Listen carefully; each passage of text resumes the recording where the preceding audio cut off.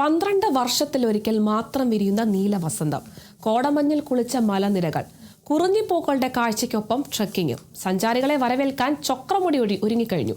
നാളെ മുതൽ മലനിരകൾ സഞ്ചാരികൾക്കായി തുറക്കും. എന്നാൽ സുരക്ഷയ്ക്കും പ്രകൃതി സംരക്ഷണത്തിനും കർശന നിയന്ത്രണങ്ങളാണുള്ളത്.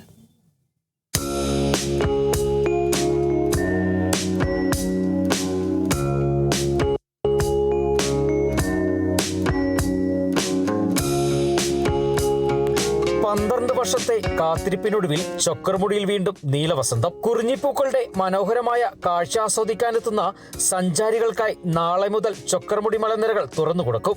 സമുദ്രനിരപ്പിൽ നിന്ന് 2195 മീറ്റർ ഉയരം, കോടമഞ്ഞിന്റെ തണുപ്പ്, മലനിരകളുടെ മനോഹരമായ കാഴ്ചകൾ, അതിനൊപ്പം സാഹസികമായ ബൈസൺ ട്രെയിൽ ട്രെക്കിങ്ങും.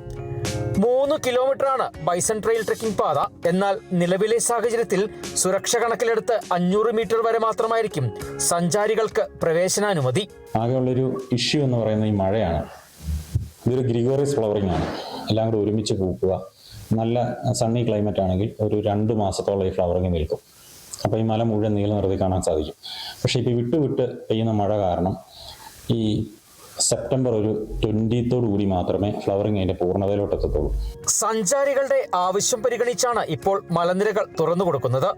കുത്തനെയുള്ള മലപ്രദേശമായതിനാൽ അപകടങ്ങൾ ഒഴിവാക്കാൻ പ്രത്യേക സുരക്ഷാ സംവിധാനങ്ങളും വനവകുപ്പ് ഒരുക്കിയിട്ടുണ്ട്. തിരക്ക് നിയന്ത്രിക്കാനും ഗതാഗതം ക്രമീകരിക്കാനും പോലീസിന്റെ സഹായവും തേടിയിട്ടുണ്ട്. അടിയന്തര സാഹചര്യമുണ്ടായാൽ ആരോഗ്യവകുപ്പിന്റെ സഹായവും ലഭ്യമാക്കും. മൂന്നാറിൽ നിന്നും ചക്രമുടിയിലേക്ക് സഞ്ചാരികൾക്കായി KSRTC ഷട്ടിൽ സർവീസ് ഒരുക്കും. സഞ്ചാരികൾക്കായി ശുചിമുറികൾ, കഫേ, ഇരിപ്പിടങ്ങൾ തുടങ്ങിയ സൗകര്യങ്ങളും ഒരുക്കിയിട്ടുണ്ട്. ഏകദേശം 1.5 ലക്ഷത്തോളം സഞ്ചാരികളെയാണ് വനംവകുപ്പ് പ്രതീക്ഷിക്കുന്നത്. കൂടാതെ വരുന്ന സഞ്ചാരികളുടെ സൗകര്യാർത്ഥം നമ്മൾ ട്രാഫിക് നിയന്ത്രിക്കുന്നതിന് പോലീസിന്റെ സഹായം തേടിയിട്ടുണ്ട്. എന്തെങ്കിലും കാഷ്വാലിറ്റി ഉണ്ടായാൽ ഹെൽത്ത് ഡിപ്പാർട്ട്മെന്റ് സഹായം തേടിയിട്ടുണ്ട്. കൂടാതെ KSRTC സ്വമേധയാ മൂന്നാറിൽ നിന്ന് ഷട്ടിൽ സർവീസ് ചക്രമുടി വരെ നടത്താമെന്ന് ഏറ്റിട്ടുണ്ട്.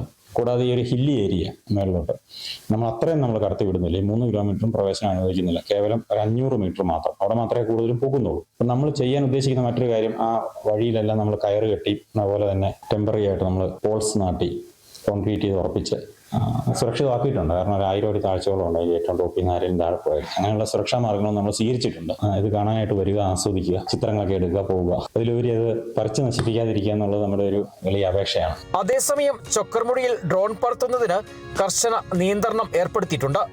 സഞ്ചാരികൾക്ക് മനോഹരമായ ദൃശ്യങ്ങൾ ക്യാമറയിൽ പകർത്താം. എന്നാൽ ഡ്രോൺ പറത്താൻ അനുമതി ഉണ്ടാകില്ല. പിന്നെ നമ്മൾ ഡ്രോൺ കർശനമായിട്ട് അവിടെ നിരോധിച്ചിരിക്കുക. കാരണം വെച്ചാൽ തൊട്ട് താഴെ ആനക്കൂട്ടം നിൽപ്പുണ്ട്. അപ്പോൾ ഇതിന്റെ ഫ്ലൈറ്റ് കാരണം ആനക്കൂട്ടം ചേറാനും ഇങ്ങോട്ടേക്ക് കയറി വരാനും സാധ്യതയുണ്ട്. തൊട്ട് താഴെ നമ്മുടെ ഹാരിസൺസ് മലയാളം ലിമിറ്റഡ് പ്ലാന്റേഷൻസിലാണ് ആനക്കൂട്ടം നിൽക്കുന്നത്. അപ്പം അതുകൊണ്ട് നമ്മൾ ഡ്രോൺ പൂർണ്ണമായിട്ടും നിരോധിച്ചു.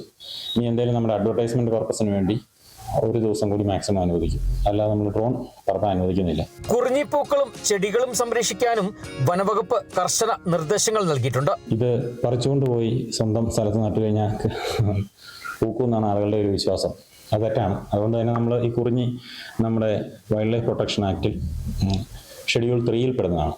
അപ്പോൾ ഇത് പറിച്ചുകൊണ്ട് പോവുകയോ പിക്ക് ചെയ്യുകയോ പൂ പറിക്കുകയോ അപ്രൂട്ട് ചെയ്യുകയോ പൂർണ്ണമായിട്ട് പറിച്ചുകൊണ്ട് പോവുകയോ ചെയ്തിട്ടുണ്ടെങ്കിൽ 25,000 രൂപ ഫൈനുണ്ട്.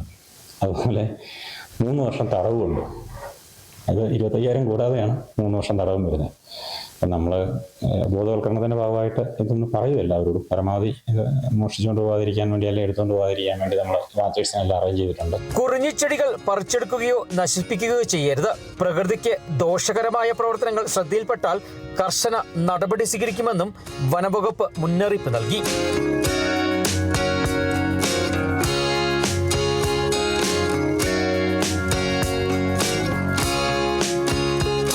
സഞ്ചാരികൾക്കായി വനംവകുപ്പിന്റെ ഒരുക്കങ്ങളെല്ലാം തന്നെ പൂർണ്ണമായി.